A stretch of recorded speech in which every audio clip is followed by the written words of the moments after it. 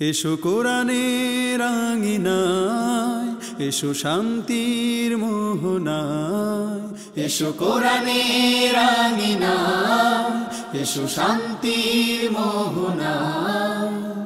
জীবনকে রাঙাতে, ফুলে ফুলে সাজাতে আল্লাহর প্রেম সুধা নিয়ে এলো পিএইচপি কোরআনের আলো, পিএইচপি কোরআনের আলো। আসসালামু আলাইকুম ওয়া রাহমাতুল্লাহ। প্রিয় দর্শক, এই যুগ বিজ্ঞান ও প্রযুক্তির যুগ, আর্টিফিশিয়াল ইন্টেলিজেন্সের যুগ। এই আর্টিফিশিয়াল ইন্টেলিজেন্সের মাধ্যমে আমরা অনেক কিছুই খুব সহজে জানতে পারি। প্রিয় দর্শক, আপনি যদি চান, চ্যাটজিপিটিতে প্রশ্ন করে দেখুন আল কোরআনুল কারিমে মাস শব্দটি মানে শাহর শব্দটি কয়বার এসেছে। আপনি অবাক হয়ে লক্ষ্য করবেন, পুরো কোরআন স্টাডি করে আর্টিফিশিয়াল ইন্টেলিজেন্স আপনাকে জানিয়ে দিচ্ছে পুরো কোরআনে মাস শব্দটি, আরবি শাহর শব্দটি 12 বার আছে। আর আমরা সবাই জানি পুরো বছরে 12টি মাস থাকে। আপনি আবারও প্রশ্ন করতে পারেন, দিন শব্দটি, ইয়াওম এই শব্দটি পবিত্র কোরআনে কয়বার আছে? আর্টিফিশিয়াল ইন্টেলিজেন্স আপনাকে কিছুক্ষণের মধ্যেই জানিয়ে দিবে পুরো কোরআনে ইয়াওম শব্দটি, দিন শব্দটি 365 বার আছে। একবার ভাবুন, আজ থেকে 1500 বছর আগে এত বিশাল একটি কিতাব নাজিল হলো। এটি যদি মানুষের লেখা হতো তাহলে কিভাবে সম্ভব? 12টি শব্দ থাকবে মাস, আর 365টি থাকবে দিন শব্দটি। এটি অসম্ভব। কোনো মানুষের পক্ষে এই কিতাব রচনা করা সম্ভব নয়। এই কিতাবের রচয়িতা স্বয়ং আল্লাহ রাব্বুল আলামিন।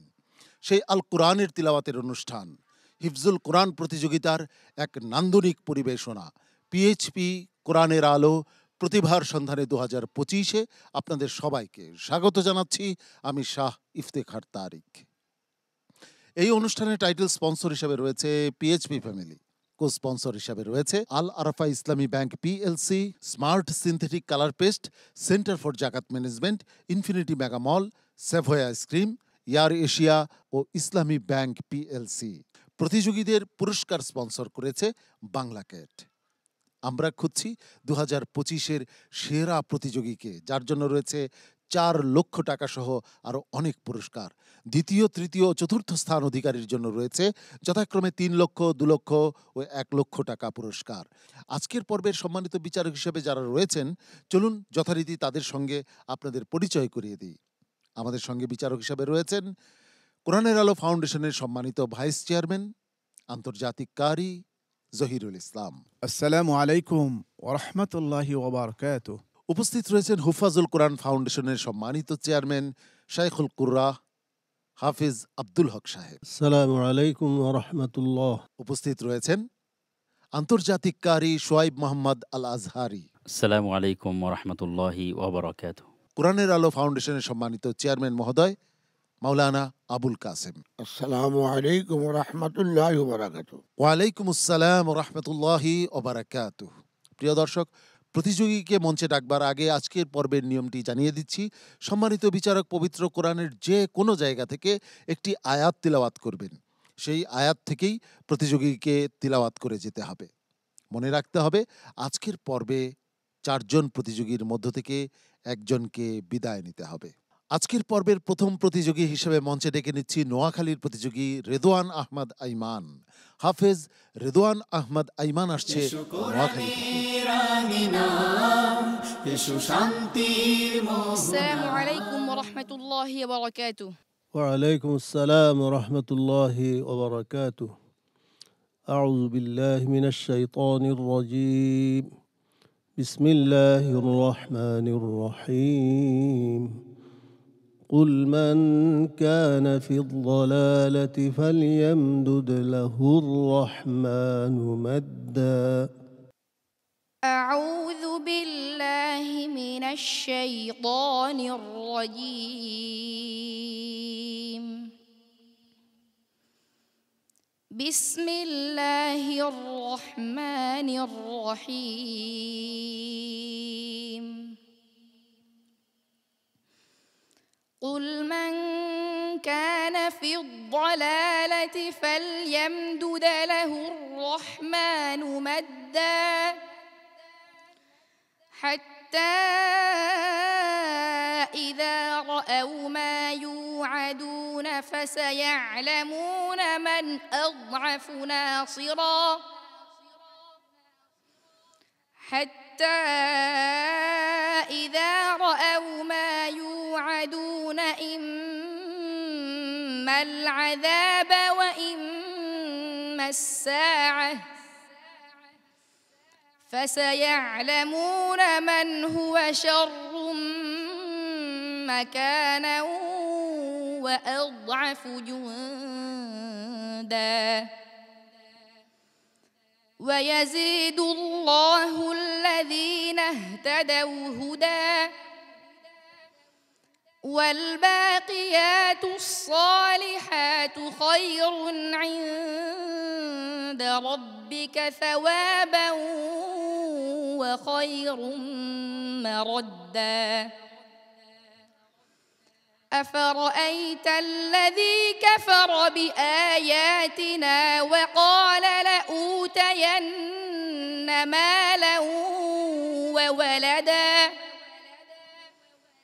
أطلع الغيب أم اتخذ عند الرحمن عهدا كلا سنكتب ما يقول ونمد له من العذاب مدا ونرثه ما يقول ويأتينا فردا واتخذوا من دون الله آلهة ليكونوا لهم عزا كلا سيكفرون بعبادتهم ويكونون عليهم ضدا ألم تر أنا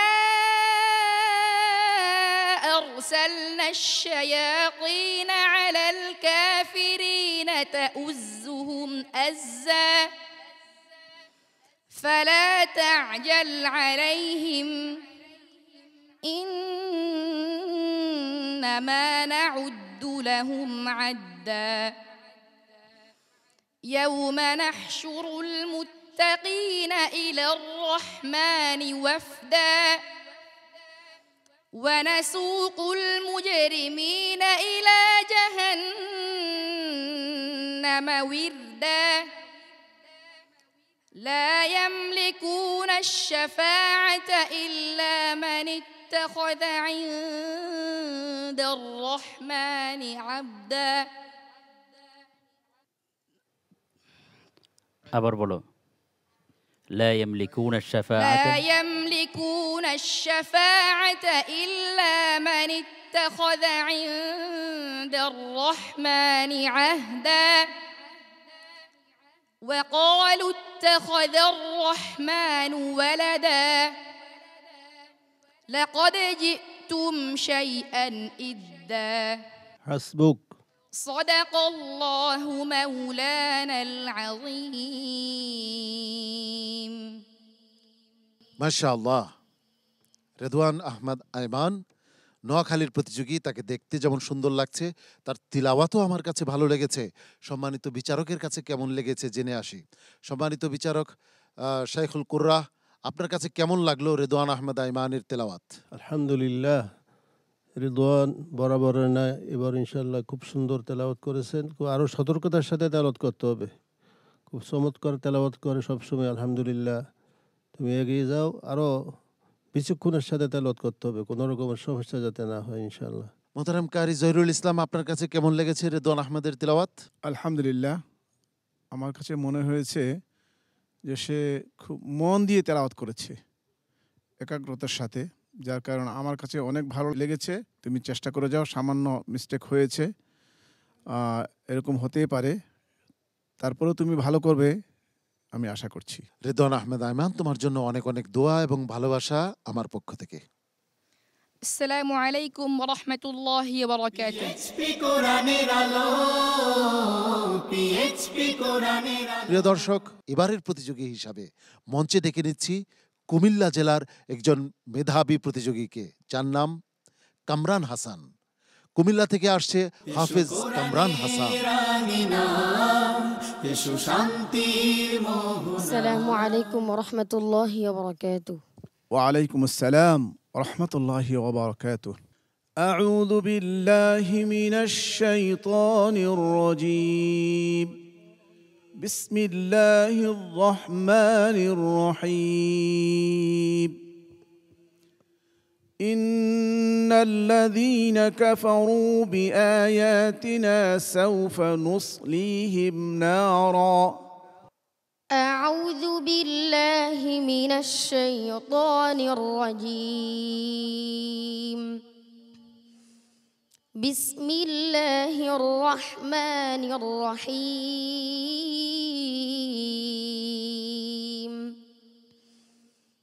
إن الذين كفروا بآياتنا سوف نصليهم نارا كلما نضجت جلودهم بدلناهم جلودا غيرها ليذوقوا العذاب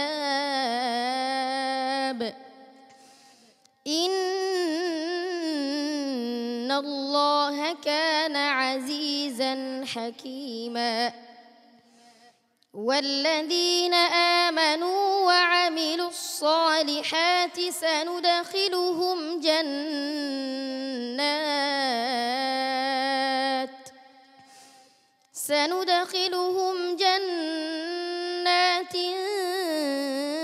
تجري من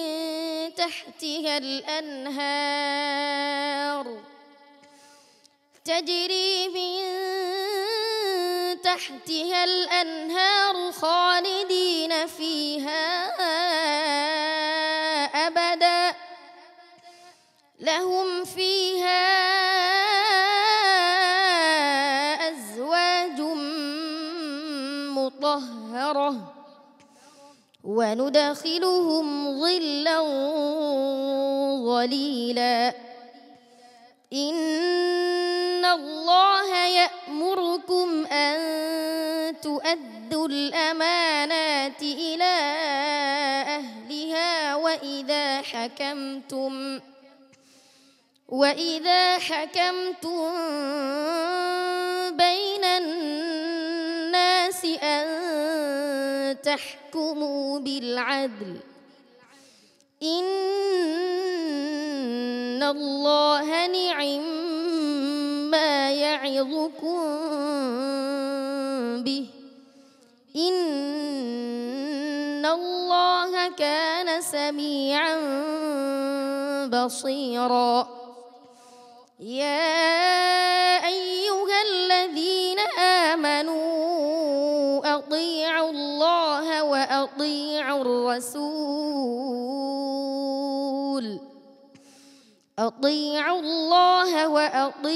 الرسول وأولي الأمر منكم فإن تنازعتم في شيء فردوه إلى الله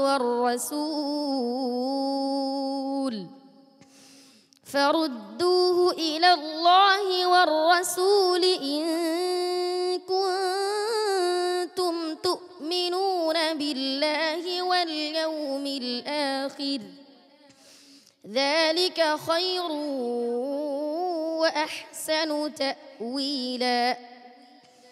ألم تر إلى الذين يزعمون أنهم آمنوا بما أنزل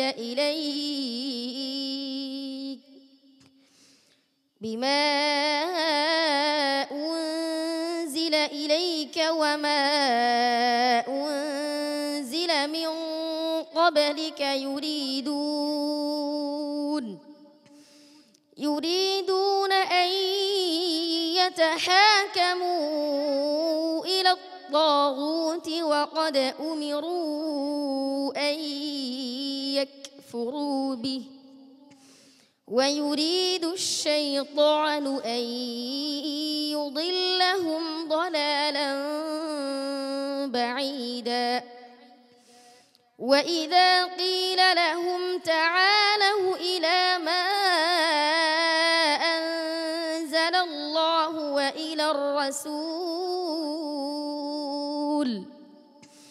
وإلى الرسول رأيت المنافقين يصدون عنك صدودا فكيف إذا أصابتهم مصيبة بما قدمت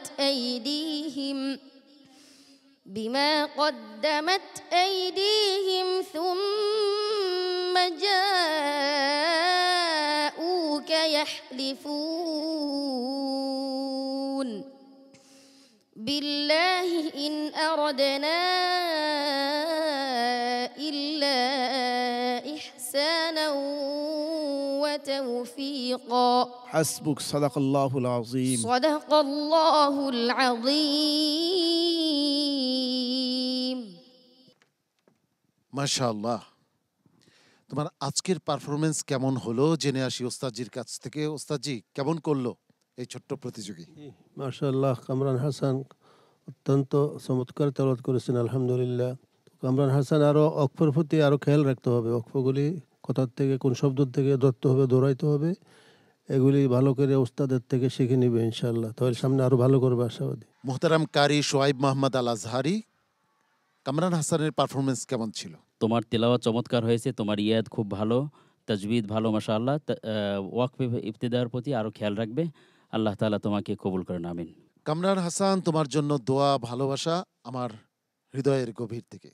السلام عليكم ورحمة الله وبركاته PHP কোরআনের আলো, PHP কোরআনের আলো। এবারের প্রতিযোগী হিসেবে মঞ্চে ডেকে নিচ্ছি আব্দুল্লাহ আল হাবিবকে। মঞ্চে আসছে হাফেজ আব্দুল্লাহ আল হাবিব। রাঙিনা এসো শান্তির السلام عليكم ورحمة الله وبركاته وعليكم السلام ورحمة الله وبركاته. أعوذ بالله من الشيطان الرجيم. ولقد صرفنا للناس في هذا القرآن من كل مثل فأبى أكثر الناس. أعوذ بالله من الشيطان الرجيم بسم الله الرحمن الرحيم ولقد صرفنا للناس في هذا القرآن من كل مثل فأبى أكثر الناس إلا كفورا وقالوا لن نؤمن لك حتى تفجر لنا من الأرض ينبوعا أو تكون لك جنة من نخيل وعنب فتفجر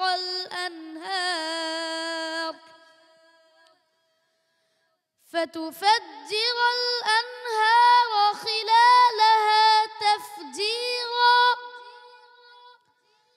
أو تسقط السماء كما زعمت علينا كسفا أو تأتي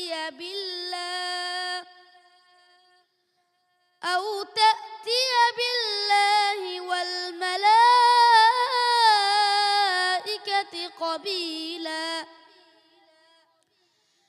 أو يكون لك بيت من زخرف أو ترقى في السماء ولن نؤمن لرقيك حتى تنزل علينا كتابا نقرأه اقرأوا قل سبحان ربي هل كنت إلا بشرا رسولا قل لو كان في الأرض ملائكة يمشون مطمئنين আবার বলো, কুল সুবহানা রব্বি।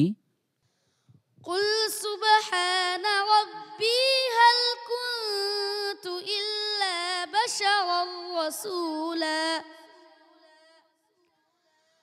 قل لو كان في الأرض وما منع الناس أن يؤمنوا وما منع الناس أن يؤمنوا إذ جاءهم الهدى إلا أن قالوا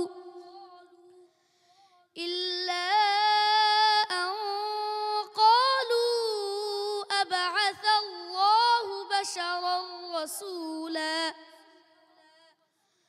قل لو كان في الأرض ملائكة يمشون مطمئنين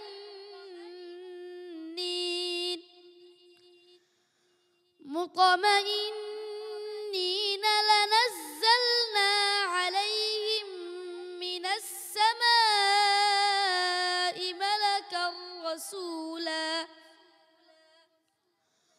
قل كفى بالله شهيدا بيني وبينكم إنه كان بعباده خبيرا بصيرا ومن يهد الله فهو المهتد ومن يضلل فلن تجد لهم أولياء من دونه ونحشرهم يوم القيامة على وجوههم عميا وبكما وصما مأواهم جهنم كلما خبت زدناهم سعيرا ذلك جزاؤهم بأنهم كفروا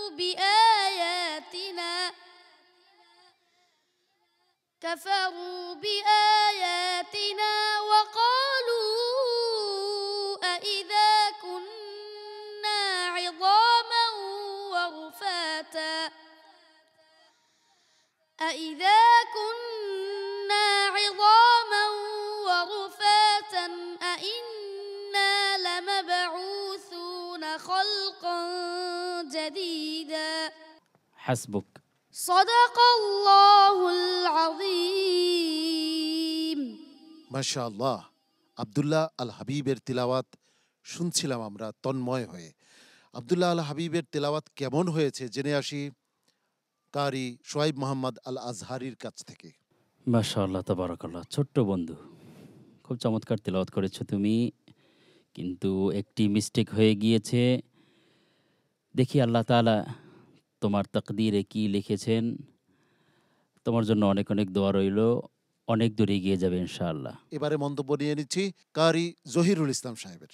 আব্দুল্লাহ আল হাবিব সে একজন মজবুত শক্ত প্রতিযোগী। একটু হোঁচট লেগেছে, এটি কোনো বিষয় নয়, তবে সে মেহনত করে একটা অবস্থান সে তৈরি করবে আমার বিশ্বাস।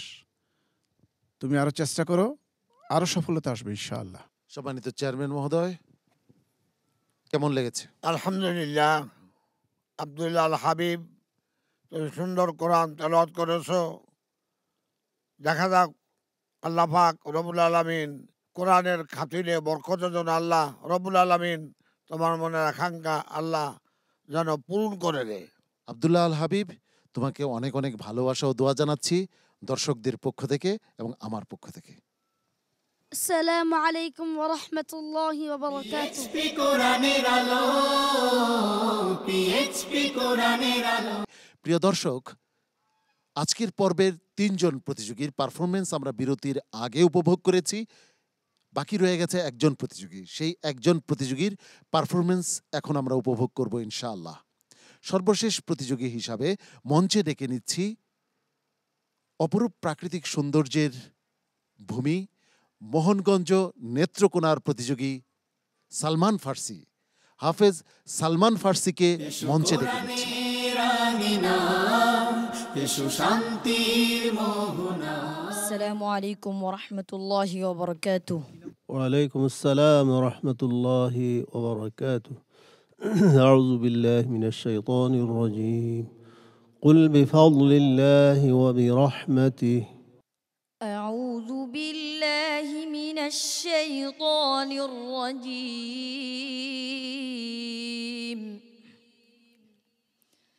بسم الله الرحمن الرحيم.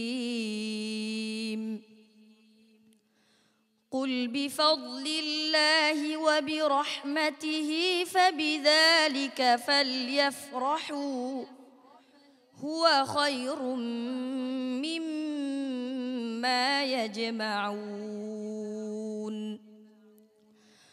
قل أرأيتم ما أنزل الله لكم من رزق فجعلتم منه حراما وحلالا قل الله أذن لكم أم على الله تفترون. وما ظن الذين يفترون على الله الكذب يوم القيامة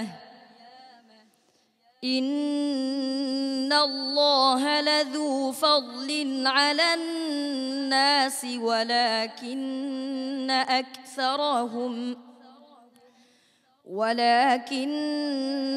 أكثرهم لا يشكرون. وما تكون في شأن وما تتلو منه من قرآن ولا تعملون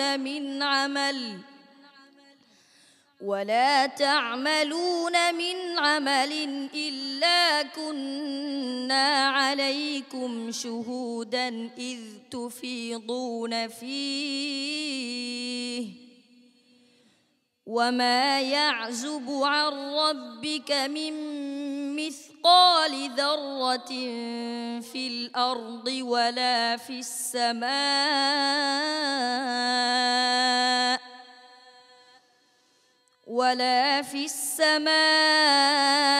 ولا أصغر من ذلك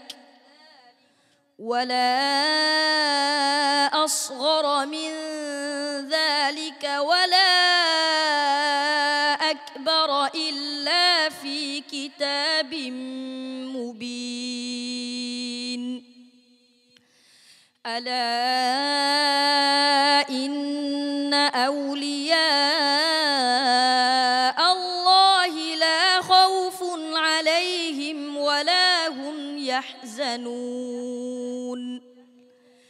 الذين آمنوا وكانوا يتقون. لهم البشرى في الحياة الدنيا وفي الآخرة لا تبديل لكلمات الله ذلك هو الفوز العظيم. ولا يحزنك قولهم إن العزة لله جميعا هو السميع العليم. ألا إن لله من السماوات ومن في الأرض وما يتبع الذين يدعون من دون الله شركاء إن يتبعون إلا الظن وإن هم إلا يخرصون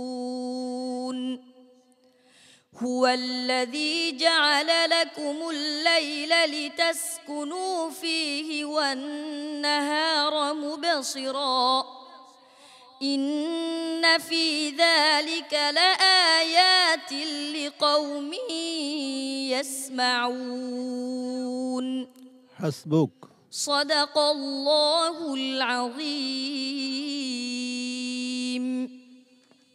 মাশাআল্লাহ। প্রিয় দর্শক, আমি বাকরুদ্ধ।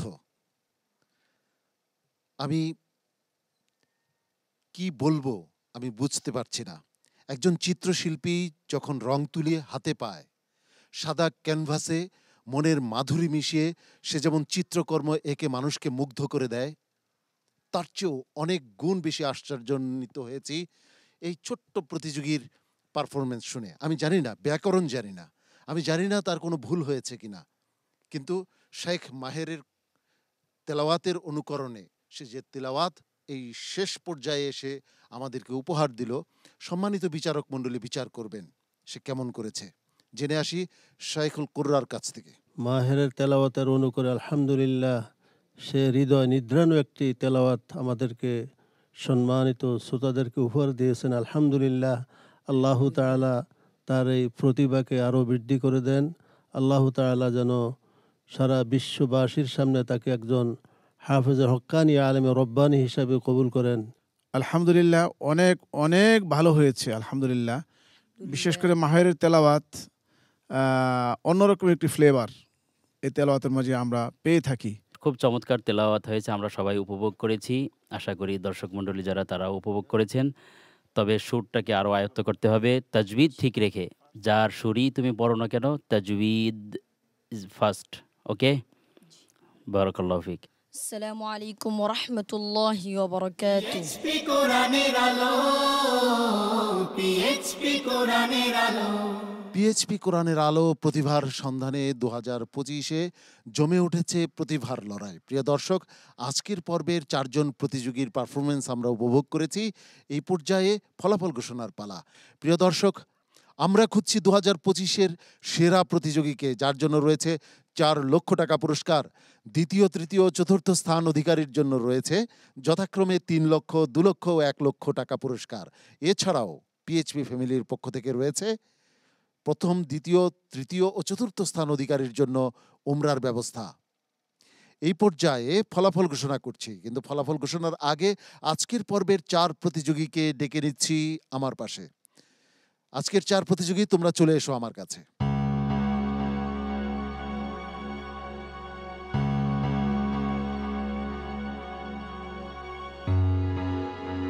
প্রিয় দর্শক, আমার পাশে পেয়ে গেছে 4 জন প্রতিযোগীকে। আমার সর্ববামে যে রয়েছে সে নোয়াখালীর প্রতিযোগী আইমান, তারপর রয়েছে কুমিল্লার প্রতিযোগী কামরান, এরপর আমার ডানে রয়েছে আব্দুল্লাহ আল হাবিব, বাঁশখালী চট্টগ্রাম, এবং সর্বডানে রয়েছে সালমান ফার্সি, নেত্রকোনার প্রতিযোগী।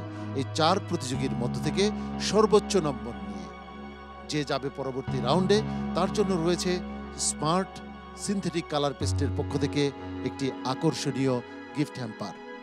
সর্বোচ্চ নম্বর নিয়ে কে যাচ্ছে পরবর্তী রাউন্ডে? সর্বোচ্চ নম্বর নিয়ে পরবর্তী রাউন্ডে চলে যাচ্ছে মোহনগঞ্জ নেত্রকোনার প্রতিযোগী সালমান ফার্সি। অনেক অনেক অভিনন্দন সালমান ফার্সি তোমাকে, তুমি যাচ্ছ পরবর্তী রাউন্ডে। অনেক শুভেচ্ছা তোমাকে। তুমি তোমার আসন গ্রহণ করো। বাকি রয়ে গেল 3 জন প্রতিযোগী। এদের মধ্য থেকে পরবর্তী রাউন্ডে চলে যাচ্ছে কুমিল্লার প্রতিযোগী কামরান হাসান। কামরান হাসান, তোমাকে অনেক অনেক অভিনন্দন, তুমি যাচ্ছ পরবর্তী রাউন্ডে।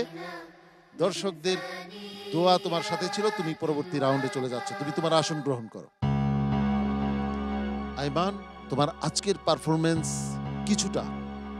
কিছুটা বিচারকদের সন্তুষ্ট করতে পারেনি, এবং আব্দুল্লাহ আল হাবিব, তুমিও বাকি দুই প্রতিযোগীর চাইতে কিছুটা পিছিয়ে ছিলে। তোমাদের মধ্য থেকে পরবর্তী রাউন্ডে চলে যাচ্ছে বাঁশখালী চট্টগ্রামের প্রতিযোগী আব্দুল্লাহ আল হাবিব। অনেক অনেক অভিনন্দন আব্দুল্লাহ আল হাবিব, তুমি তোমার আসন গ্রহণ করো, পরবর্তী রাউন্ডে যাচ্ছ তুমি। আর এই পর্ব থেকে অত্যন্ত দুঃখ ভারাক্রান্ত হৃদয়ে বিদায় দিতে হচ্ছে। সম্মানিত বিচারক মণ্ডলী, বিচার কার্য সম্পাদন করার জন্য আপনাদেরকে অভিনন্দন জানাচ্ছি, কৃতজ্ঞতা জানাচ্ছি, ধন্যবাদ জানাচ্ছি সম্মানিত চেয়ারম্যান মহোদয় আপনাকে। প্রিয় দর্শক, আপনাদেরকেও ধন্যবাদ ও কৃতজ্ঞতা জানাচ্ছি আমাদের সঙ্গে থাকবার জন্য। আগামীকাল একই সময় আপনাদের প্রিয় স্যাটেলাইট চ্যানেল এনটিভির পর্দায় আপনাদের প্রিয় অনুষ্ঠান হিফজুল কোরআন প্রতিযোগিতার অনন্য আয়োজন পিএইচপি কোরআনের আলো প্রতিভার সন্ধানে 2025 দেখার আন্তরিক আমন্ত্রণ জানাচ্ছি।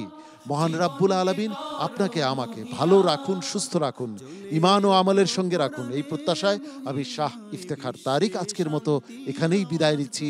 আসসালামু আলাইকুম ওয়া রাহমাতুল্লাহি ওয়া বারাকাতুহু।